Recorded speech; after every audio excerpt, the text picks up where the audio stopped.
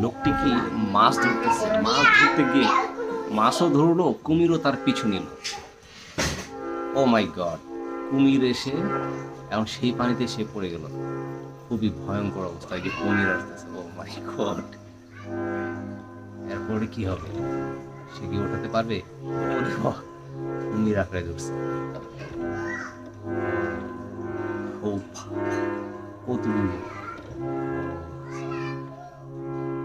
এটা কি? এত কুমির আসছে, খুবই ভয়ঙ্কর অবস্থা।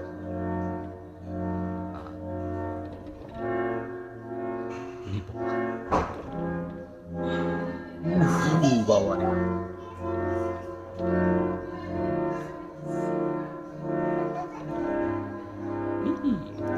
অনেক কুমিরের বাচ্চা।